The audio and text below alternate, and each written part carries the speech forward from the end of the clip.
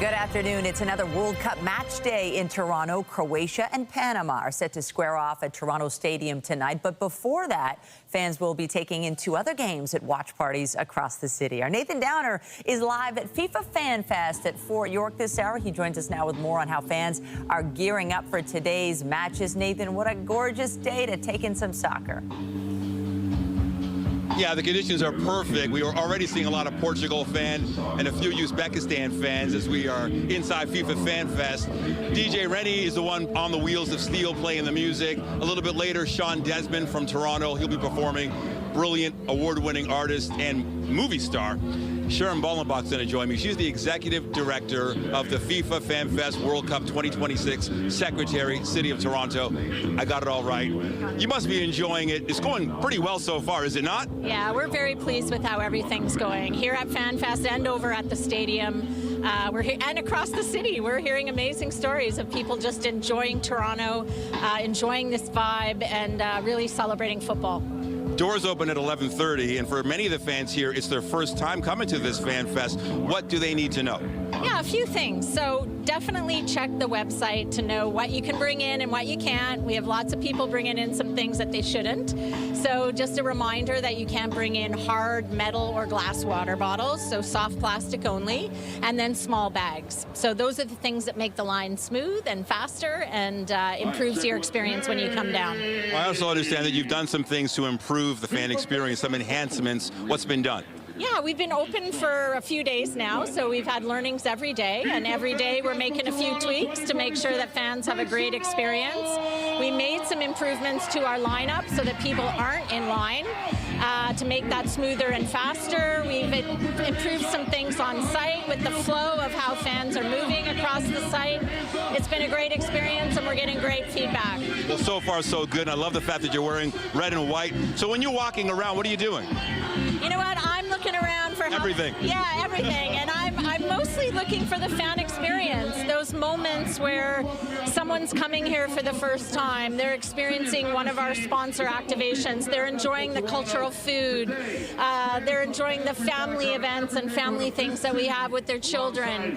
Just that reaction of people being able to come here, celebrate with other cultures, celebrate football, watch the amazing entertainment we have on stage. That's what sort of fills my cup each day, just to see the reaction of fans here. All right, so much fun. Thanks so much, Sharon. I should say that's the voice of Mark Strong we're hearing in the background, and Sean Desmond, one of the performers, who'll be taking the stage in about 15 minutes. We'll be speaking with him a little bit later. Michelle, back to you. Look forward to it. Thank you, Nathan. Thank you both. Now let's go over to CTV's Raheem Ladani. He joins us live now from Croatia House, where fans have already, well, they're going to be starting to gather to show their support ahead of the match tonight. Raheem, can't wait to see the Croatian contingent come out. Hey, Michelle, you know, you mentioned that the Croatian contingent is going to come out. They've already started. The doors here don't open until 1 o'clock, but we'll show you right here. We've already seen a couple dozen of fans. There's a few hanging out right here. Everyone decked out in the red and white colors of Croatia. The doors here aren't open until 1 o'clock, but everybody wants to be here early here at Toronto Event Center, which has been transformed into Croatia House. And I'll tell you, if last night was any indication, today's going to be a madhouse. Last night they held what I would call a pep rally with all the fans coming here. The drinks were flowing. They were playing music, cheering on the team, and it was an incredible party, and they're hoping to replicate that today. So 1 o'clock, this is a ticketed event. It's open, and there's going to be food, music, a lot of great entertainment. But then the big spectacle begins at 5 p.m. What's going to happen is everyone's going to come outside, and they're going to unravel a 100-meter Croatian flag. This flag was in Dallas for Croatia's first game. It was also in Qatar during the 2022 World Cup, and it's become sort of a cultural symbol for everyone to be part of the flag unraveling. They're then going to take this flag and do the fan march all the way down to Toronto Stadium. It's going to be an incredible spectacle. Now, yesterday we caught up with a member of the Croatian Canadian Chamber of Commerce. Have a listen to what he said about the Croatian contingent here in Toronto. Their whole lives they dreamt of a free Croatia, and to now have the Croatian national team playing in their adopted homeland of Canada, it is truly a special feeling. And as the son of immigrants, it is truly an emotional time and something that we will never forget. Zlatko Dalic, the coach of the Croatian national team, wanted a home game, and that is exactly what we are going to give him tomorrow night. So you can see right there, they're expecting a big turnout, and I mean, why not, right? The GTA is home to the largest Croatian community across North America. There's around 130,000 spread right across Canada, and many of them have made the trek here to Toronto for this game. And so, Michelle, it's going to be an incredible match, but well before the match, the festivities kick off here at 1 o'clock. For now, I'll send it back over to you. Thank you, Raheem. My baka, Milka Maksimovic, is one of them. She can't make it out, but I know she'll be watching that match tonight on TV. But first, we have Portugal and Uzbekistan, and our Jess Smith is live at Bairradas, where Portugal fans have gathered to cheer on their squad this afternoon. The match is next hour. Jess, seeing some folks there already? Oh, yeah. Even before the restaurant opened, Michelle, there were people lining up outside, and the excitement is starting to build. I feel like Portugal's the heavy favorite here, but it's the World Cup, and we know that anything can happen. Some of the fans here nice and early are Mike and Sierra. Obviously, you know, Portugal's got Cristiano Ronaldo, and everyone talks about him, but the last game against Congo was a little bit tough. What are we expecting today? I expect him to respond, make the right plays, and hopefully Portugal comes out with the win. So we were talking earlier. This is Sierra. I have to ask you, do you have a favorite player on Portugal? Cristiano Ronaldo.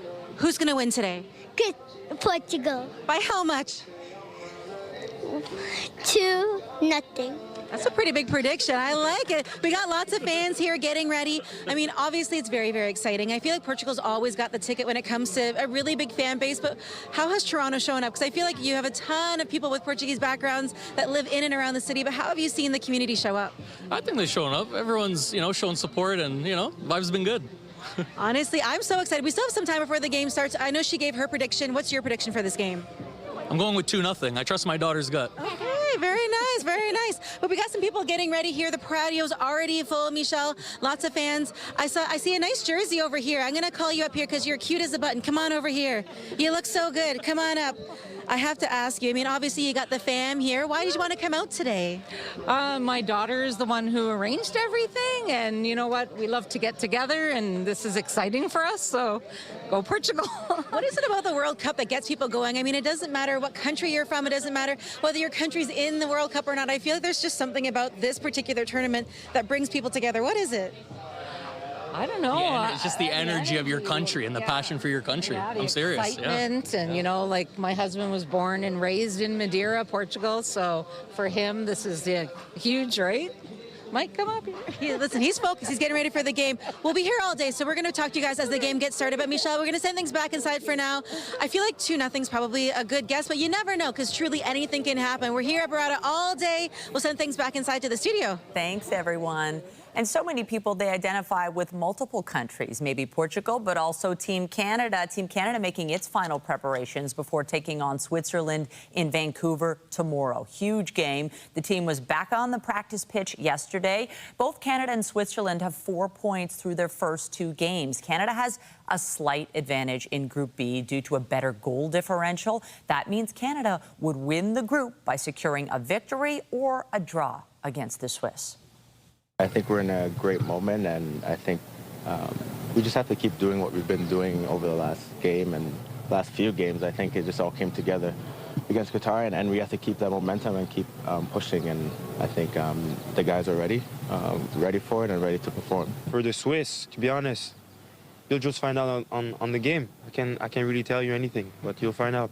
The country is ready to watch. The match against Switzerland kicks off at noon tomorrow in Vancouver. The winner of Group B will then play a knockout match in Vancouver on July 2nd. Now, here in this city, let's take a live look this afternoon. The sun is shining. The pitch is busy at Nathan Phillips Square. We've got tourists in the city. We've got residents.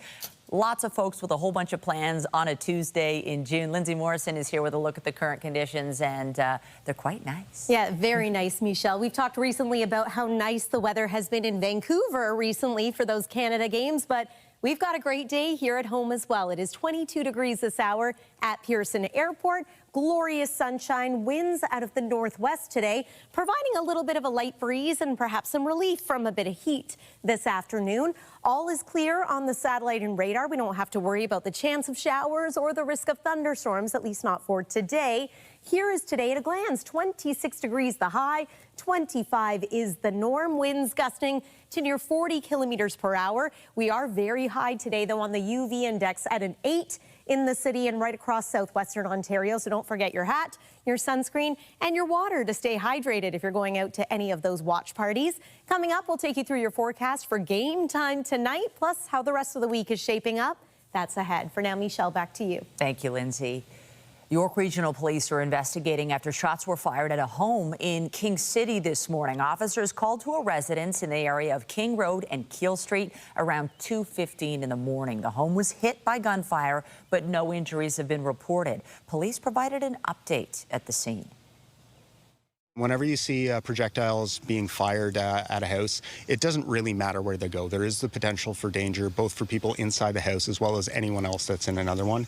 This is something that we take very serious, which is why there's such a large police presence here.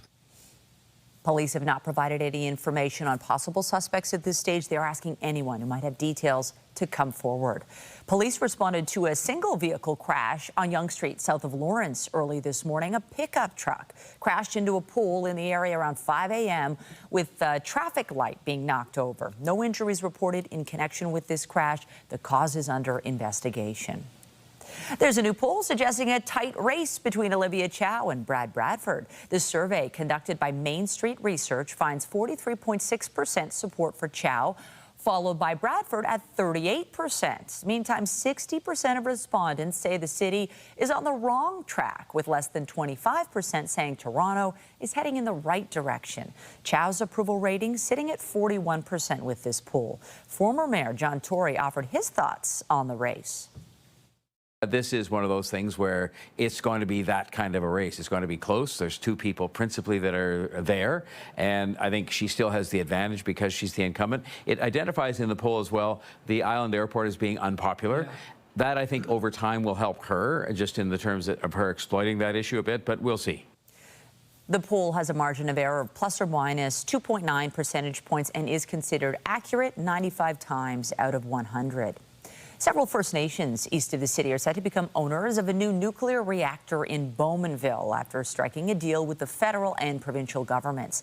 Ottawa and Ontario providing loan guarantees of $700 million to the 7 Williams Treaties First Nations. The guarantees will turn into equity for one of the 4 small modular reactors being built at the Darlington new nuclear project. Ontario Energy Minister Stephen Lecce says this is the first equity partnership with First Nations on a nuclear reactor in the country. Still to come on CTV News at noon, the number of Canadian tourists visiting the U.S. has increased despite the ongoing trade war. We'll have more on the data a little later in the newscast. But first, an investigation is ongoing following a deadly shooting in Montreal yesterday that killed a police officer and a civilian. Police across the country have been warned about a possible manifesto linked to the shooting, calling for officers to be targeted. The shooting happened in Montreal's Côte-des-Neiges neighborhood after police responded to reports of a gun pointing out from a hotel window. An emergency alert was issued about an armed and dangerous suspect, with police locking down a large section of the city for several hours. Montreal police have identified the officer who was killed as 34-year-old Mohamed Lamine Benradouane, a 5-year veteran of the force. A female police officer was also seriously injured. Meanwhile, advocacy group the Center for Israel and Jewish Affairs has identified the civilian as Michael Mizrahi. The gunman was also killed during the police response. Montreal's police chief has described the situation as a nightmare. It's a real nightmare. And knowing that you get engaged in the police to protect and serve and get killed, well, it's a dramatic moment for me as a chief. It's a nightmare. And but we have to be solid. We have to be solid for our lady police officer who survived. A manifesto that is more than 100 pages long was found in the hotel room. It includes references to incel ideology, resisting the emancipation of women and the pornography industry. It also lists several groups, including police, to be targeted.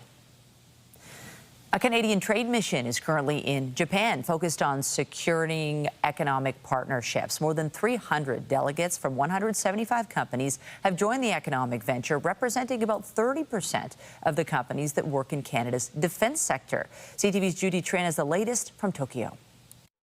A bilateral agreement to share security information and equipment recently came into effect between Canada and Japan. That's opening the door to buying and selling more defense equipment and services to the Japanese. As part of a Team Canada mission to Japan, Defense Minister David McGuinty led a group of more than 40 Canadian security companies to explore partnerships. He boarded a newly commissioned stealth warship produced by Mitsubishi. The frigate is an example of what the Japanese want to export. Australia is buying a fleet, and New Zealand may be interested as well. Canadian businesses are looking for opportunities to augment what the Japanese are building. Well, we have right now all of these different business folks who are here, who are going to be meeting with their counterparts to see where we can do trade, where we can exchange, where we can sell Canadian know-how, where we can purchase Japanese know-how, where there might be a joint venture opportunity. Both Canada and Japan are spending about 2% of GDP on defense right now, and both countries are under pressure to spend much more. Japan is surrounded by China, Russia, and North Korea, nations which have nuclear weapons. As for Canada, it has committed to spending 5% of GDP on defense by 2035. Prime Minister Mark Carney is expected to map out how Canada will reach that target when he attends the NATO summit in Turkey in 2 weeks. Judy Tran, CTV News, Tokyo. As a trade war between Canada and the U.S. continues, Statistics Canada has released new data about cross-border travel. CTV's Annie Bergeron-Oliver joins us now. She's been taking a look at the numbers. She's live in Ottawa this afternoon. Annie, you definitely hear anecdotally people saying, oh, we're not traveling to the U.S. right now. But this data is telling us something a little differently with regards to cross-border trips. That's right. And you know what? It's interesting, too, because while I'm also hearing from friends that they don't want to travel to the United States, I'm also seeing a lot more people I know who are starting to travel to the United States. And that is actually reflected in this data. So for the very first time in April, travel to the United States by Canadians actually picked up. There was a 1.8% increase in the number of Canadians who went to the United States in April for a total of 2.4 million trips. Now, you might not think that that's substantial, but this 1.8% increase comes after 15 months of consecutive declines. In March, for example, there was a 6.4% decline in the number of people who were heading to the United States. Now, if you look at April 2026 compared to April 2024, you're still seeing about a 26% decrease in the number of Canadians who are heading to the United States, but it is starting to pick up. There aren't a ton of reasons why this is happening, but one of the things StatsCan does say is that there are a lot more Canadians who are traveling to the United States by car. In fact, there's an 8.1% increase in April in the number of Canadians who are driving across the border. What's also interesting there is about 65% of people who are traveling to the U.S. by car are only going for the same day, so very quick trips. And we know in a lot of border towns, people do that. They go across to get groceries or to go to their favorite store or to their P.O. box. But for a long time, that wasn't happening. So again, this is the first increase that we've seen in 15 months. The other increase that we're also seeing is Americans who are coming to Canada. That was also on the rise. For the third consecutive month in April, we were seeing more Americans who were coming to Canada, a total of 1.5 million trips, an increase of 6.9%. And in a similar manner, there were more people who were driving from the United States into Canada. That was up by 6.8%, and 56% of those people were here for just one day. The interesting thing as well is that what the data shows is that fewer Canadians are traveling to the United States by plane. Perhaps that's because jet fuel has gotten very expensive, but what we're actually seeing as well, according to the data, is more Americans who are coming to Canada by plane. Now, the final point that I'll make here for you, Michelle, is that while we are seeing more Canadians who are going to the United States, the data also shows that in April, more Canadians in general were traveling, especially abroad. So it seems like April is really picking up for travel. The big question is this just a one-month blip, or is it the start of a really big reversal in the trend of Canadians not going to the U.S. anymore, and instead now they're actually changing their minds and deciding to go to the U.S. for quick trips and vacations? And we are heading into a busy travel season. We'll have to see what happens in the next month. CTV's Annie Bergeron-Oliver live in Ottawa for us. Thank you. Thank you, Michelle. The United Nations says an evacuation plan is set to begin. Then we'll see 11,000 stranded seafarers transit through the Strait of Hormuz. The crucial energy corridor is slowly seeing increased traffic following a ceasefire between the U.S. and Iran. The Iranian president met today with Pakistani officials to discuss the negotiations between Washington and Tehran. The visit comes as technical teams in Switzerland work on details of a deal following high-level talks yesterday between the U.S. and Iran. Elsewhere, Lebanon and Israel begin a new round of negotiations in the American capital today. Tehran insists a ceasefire between Hezbollah and the Israelis must be part of its negotiations with the U.S.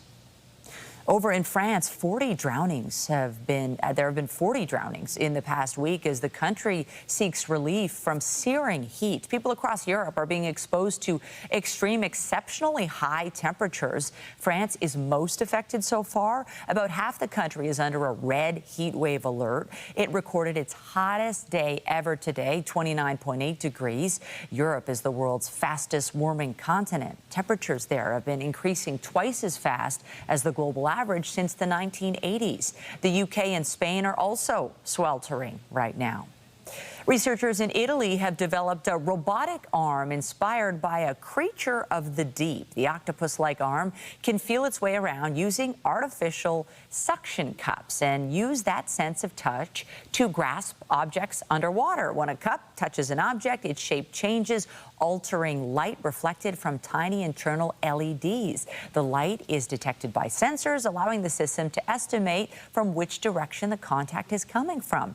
The prototype is a softer alternative to rigid robotic arms and is intended for delicate, cluttered, or hard-to-reach environments. Lindsay.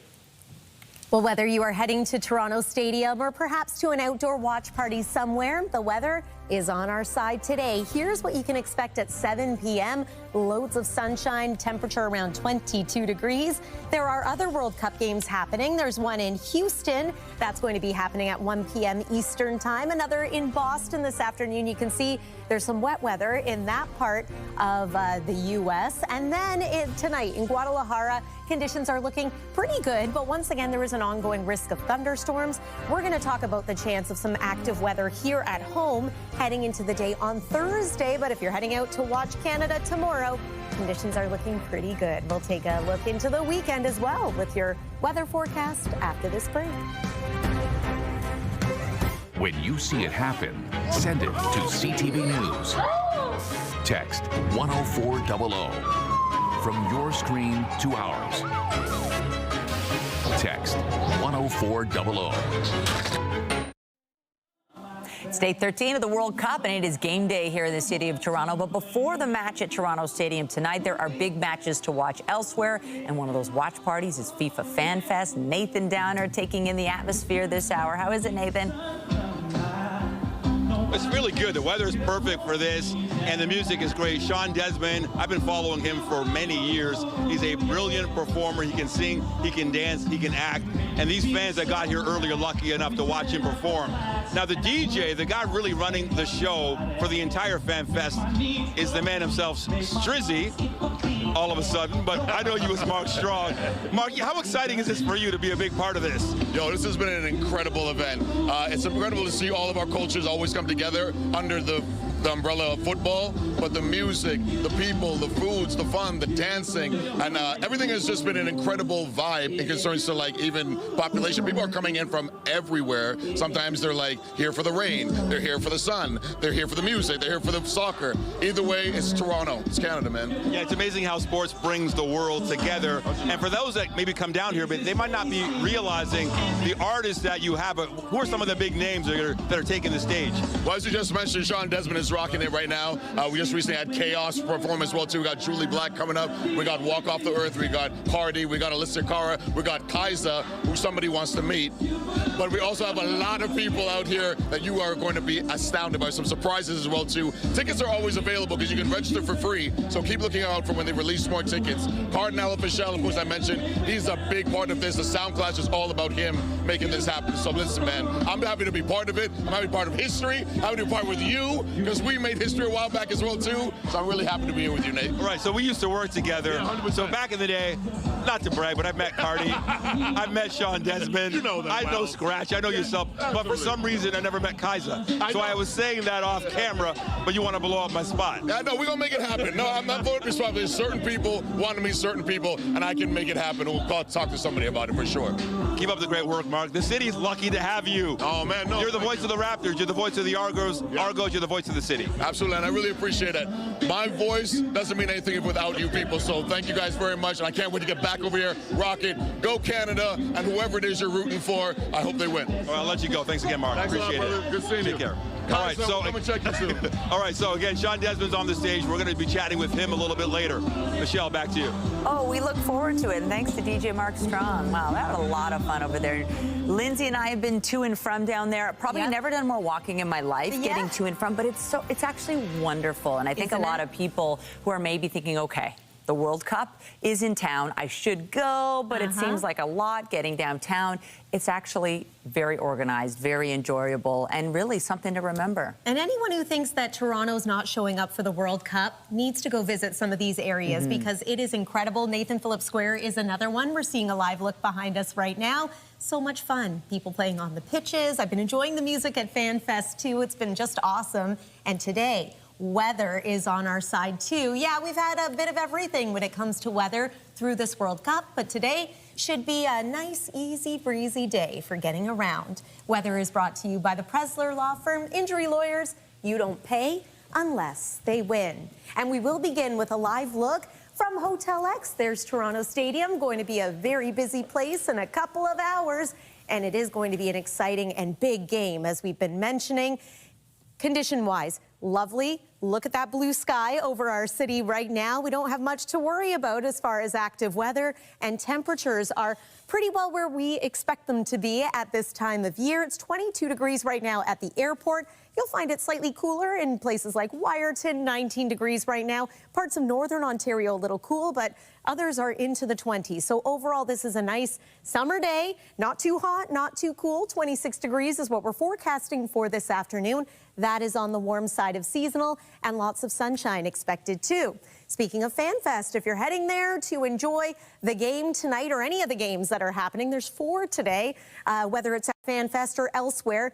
Sunny skies, a northwest breeze, and temperatures remaining into the 20s right into the evening. Once we move overnight, that temperature drops to a low of about 14. We've got a clear sky, still a northwest wind.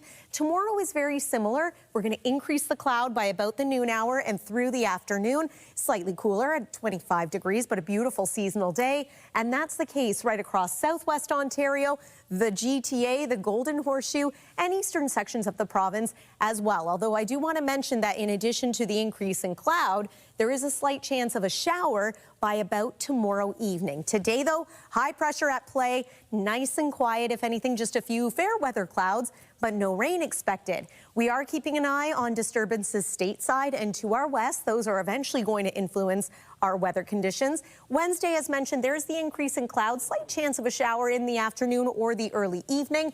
And then heading into the day on Wednesday morning, we're into some shower activity. There's also a risk of thunderstorms on Thursday. It's generally an unsettled day with the threat of showers or storms there throughout the day. And then waking up on Friday, cloudy to start, but the afternoon should bring us some sun once again. So Thursday is a little cooler, 20 for the high, but back up around 24 degrees for Friday. And then the weekend brings a nice mix of sun and cloud. By Sunday, warm once again with an afternoon high of 27 degrees. And how about 29 by next Monday? That's the weather for now. Michelle, back to you. Thank you, Lindsay. Let's check in once again with Raheem Ladani at Croatia House. Huge game tonight. Croatia, Panama. Raheem, the fans are coming out early. Hey, Michelle, I mean, they certainly are. We're still about a half hour away until the doors open, but we got a family over here. They're supporting Croatia. They came down. You guys are about an hour out of Toronto here. tell me about why you wanted to come here so early. The game doesn't start until 7. Oh, you got to come down and enjoy everything. All the atmosphere is going to be electric down here. We're going to be the ones that started. Let's go. Let's go. Woo! What does it mean to be here with your family here and to be celebrating your culture? It means everything. I've always wanted to come here, even when I was a little kid. Yeah. And my uncle brought me down here, and it's amazing. That's awesome. Anita? Yeah. To be celebrating the Croatian culture on the world stage, you know, a lot of times in Toronto we're talking hockey, we're talking basketball, baseball, not always soccer. Yeah. But we know in Croatia it's in their blood, right? Yeah. What does it mean to see that culture here in Toronto? It means everything. I don't even have the words. It means so much. Last question here. Let's talk about the game. All right, the game. Things didn't go well match 1. No. You need a result today if you really, but you guys have had strong showings, right? Runners up, finishing 3rd place in the last World Cup. What are you expecting for today?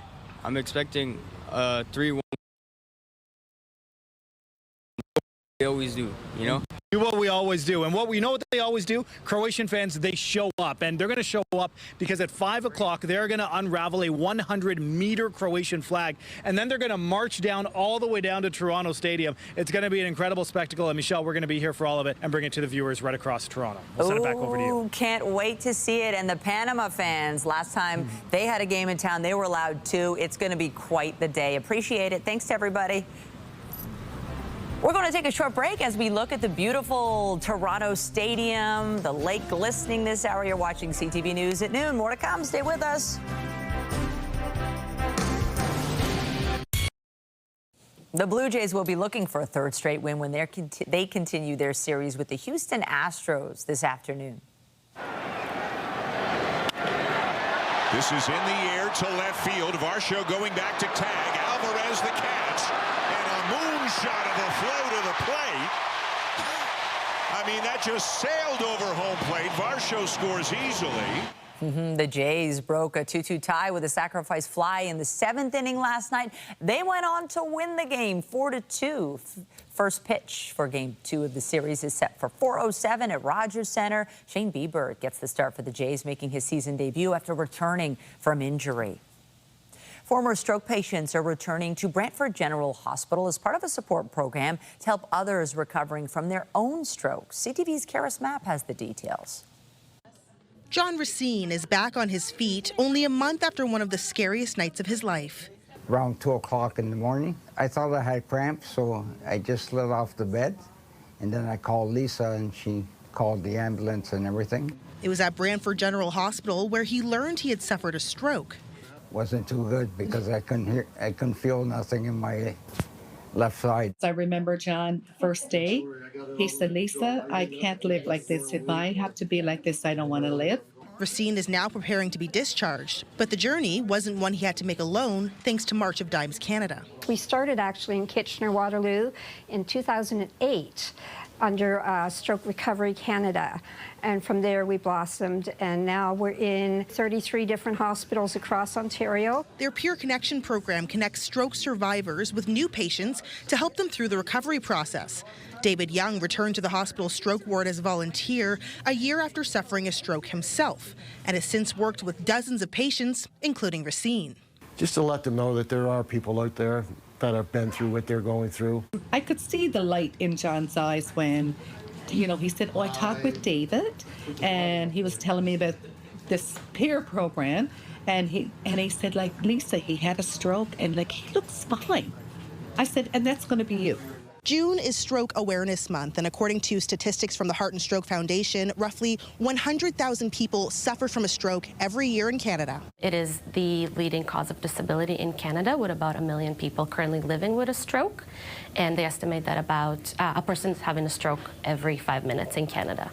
As Racine prepares to head home, he says he'll never forget all Young did for him. He encouraged me quite a bit. He told me his story, and I told him mine, and from there on, I just kept on working in my bed and getting my legs moving and my arms and everything. So, and here we are, almost 4 weeks later, and I'm going home. Karis Mapp, CTV News, Brantford. Health Canada has approved Zepbound as the first medication in the country to treat moderate to severe obstructive sleep apnea in adults with obesity. This approval marks a new development in the treatment of the condition, which affects breathing during sleep and can contribute to a range of health issues, including cardiovascular disease and type 2 diabetes. The medication is approved for use alongside a reduced calorie diet and increased physical activity in adults with a body mass index of 30 or higher. You're watching CTV News at noon. Stay with us. More World Cup coverage when we return. Get Toronto's top stories, breaking news alerts, and watch live. Download the CTV News app. Well, we are approaching kickoff for today's match between Portugal and Uzbekistan. Let's check back in with our Jess Smith once again. She's in Little Portugal, really a restaurant that's an institution there. A great place for a watch party. It really is, Michelle, and in the past few minutes it has gotten so busy here, and we still have about 15 minutes till the game starts. Now, I want to introduce you to Sam. You're here with a big group of people. What brought you out today? Obviously, this restaurant's an institution here, as Michelle just mentioned, but what brought you guys out? Because you have a big group here with you. Oh, it's always fun watching the game with not just a big group, but with everybody else, so we decided to watch the Portugal game together here. What is it about the sport of football and the World Cup specifically that really unites people? Because it doesn't matter what country you're cheering for, where you're from, you can find community anywhere you go, especially at these watch parties. I mean, the game is fun. It's very enjoyable. We play, I coach it. They play it, she plays it. I think for everybody, it's just being together and just celebrating your nation and your favorite players play.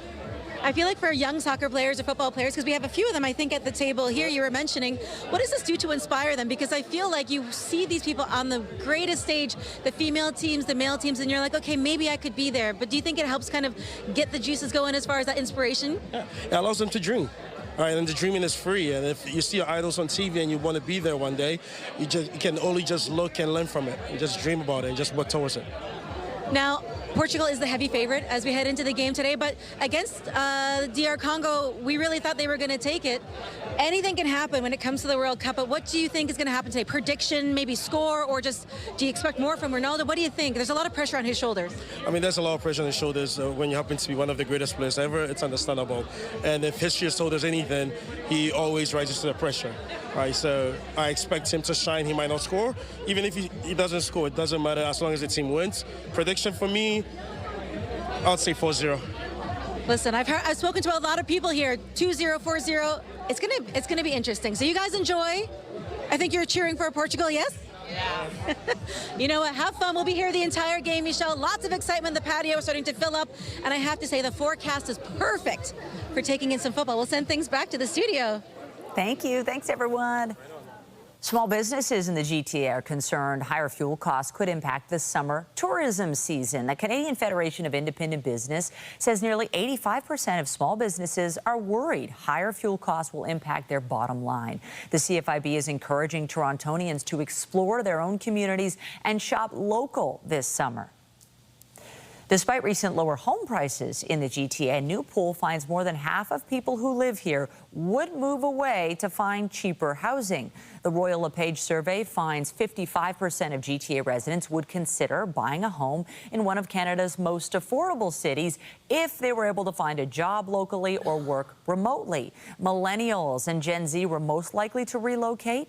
The most affordable city in the country is Lethbridge, Alberta, where the aggregate home price in the first quarter of the year was just over $338,000. Thunder Bay is the most affordable city here in Ontario, with homes selling for around $340,000.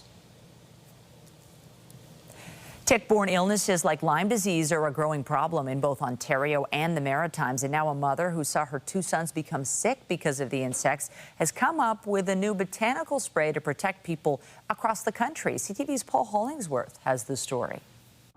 Wooded areas like this in Nova Scotia are known for having a lot of ticks. It's actually increased exponentially. Nicoletta Ferroni had to stop our interview when she noticed a tick on her arm. A biochemist at Acadia University, Ferroni says they carry dangerous diseases. Particularly Lyme disease caused by the blackleg ticks. 12 years ago, brothers Lucas and Darian Wallet both became sick with Lyme disease caused by tick bites. I couldn't even get out of bed. It was so bad. After a heavy dose of antibiotics, both boys returned to normal health, but their mother was determined to make sure it never happened again. I started to look for my own solution. Lisa Learning chose to avoid anti-tick chemical sprays and started doing research on natural remedies, using essential oils as the basis for a repellent. It can vary from one lemongrass or lemon eucalyptus to another lemon eucalyptus. With outside research help from Ferrone, who is an expert on the effects of lemongrass oil on tick prevention, Learning developed a new plant-based spray. It's that particular compound that repels the ticks. The body spray, which is now approved by Health Canada, is also pet-friendly. We are shedding light on understanding how ticks work. This spray product is popular in the Maritimes. It's available across the country and is sold online and in retail stores. It's being used by a lot of people in Ontario, which also has a growing tick problem. We cannot really make a differentiation between which provinces has more ticks than others. The idea started as a homemade remedy. This factory warehouse now produces thousands of bottles of tick repellent. In the beginning, it was just to protect my kids. Learning hopes this spray will also protect people across the country from ticks, with the warm summer season about to begin. Paul Hollingsworth, CTV News, Blockhouse, Nova Scotia. Air Canada has reached a deal with more of its workers. The airline says it has ratified 2 new contracts with finance and clerical employees. The agreements cover roughly 170 finance employees and 115 clerical employees. Meantime, the ratification of a 3rd agreement is still in progress. It would cover roughly 11,000 maintenance, airport airside operations, cargo, and cabin service employees. Toys R Us Canada may be getting another chance thanks to a court ruling. The court has granted approval for the business to be split among 3 buyers. They include the owner of Party City and current Toys R Us Canada owner Doug Putnam, who has indicated he wants to keep operating the chain or rebrand it. The deal will transfer 10 store leases as well as inventory, equipment, contracts, and bank accounts to Putnam. You're watching CTV News at noon. Stay with us. We'll check in with Nathan after the break.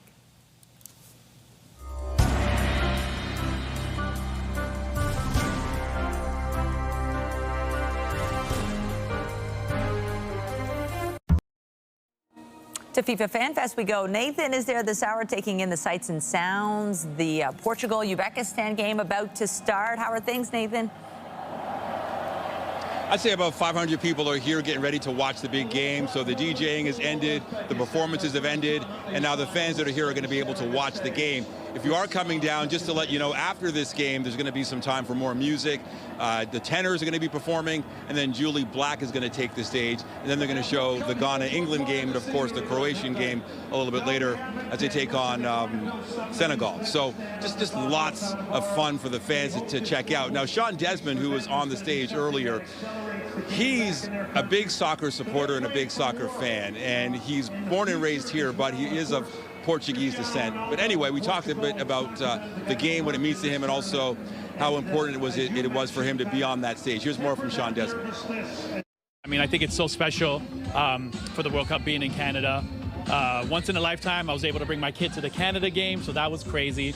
I think it's amazing. I think it's amazing for the country. I think it's amazing for the city. You know, tourism, just tons of people. It's great. The energy is really cool. One other thing, so there's an organization called Soccer for All, and what they do is they provide registration fees, they pay for that, they provide uniforms, they basically handle all of the expenses for those that might not be able to afford it. Sean Desmond was kind enough to donate $10,000 to that cause, and these are some of the things that he does behind the scenes, and it's part of the impact of this World Cup here in Toronto. You've got people here that are not just performing, but also supporting the game, and it's really great to see. Michelle. Nathan, thanks so much. We'll see you a little bit later down at Toronto Stadium. Aw, thanks to Sean Desmond for taking time to talk to CTV News. It's been so fun to see his career in this next chapter, and he's such a great advocate for the city. Can we just talk about the sunshine and the temperatures? Like, very comfortable this afternoon. Very comfortable, and a high of 26 degrees is a little bit warmer than the last couple of games. So for those who prefer things a little hotter, this day is for you, but it's not so hot. In fact, Vancouver tomorrow is going to be about 28 degrees for the Canada game that's happening there. So I think many of us will take what's on offer for today. It looks like a dry day as well. Right into the night tonight, we are forecasting a clear sky, an overnight low of 14 degrees, which is near normal. Might be a little cool by about pre-dawn tomorrow. And then here is tomorrow at a glance. Very similar to today, 25 degrees for the high. That is average. And we start off with sunshine. We're going to increase the cloud cover as the day goes on, but conditions should be dry for any watch parties that you're heading to cheer on Canada again in the afternoon. It's into the early part of the evening that we have a slightly elevated chance of a quick passing shower. The more unsettled day, though, is going to be for Thursday. So it's not a washout, but we've got the chance of showers and the risk of thunderstorms throughout that day. You'll notice that it's also a slightly cooler day with a high of about 20 degrees. I must say, though, the weekend is looking great. So whatever your outdoor plans are, they should be a go. Cranking up the heat again, though, by about Sunday with a forecast high of 27. And then we're going to be flirting with 30 through the early days of next week as we, believe it or not, Michelle, start to round out the month of June. Oh, my goodness. Oh, thank you, Lindsay. I'll take that rainy day if it means we have such a stellar weekend on tap. Ooh, yes. Loving it. That's it for us on CTV News at noon. But remember, you can get Toronto's breaking news all day long on CP24 and at ctvnewstoronto.ca. For Lindsay, Nathan, and all of us here at CTV News, thanks for watching. I'm Michelle Dubé. Be sure to join us later for CTV News at 5 and 6. Wow, looks great.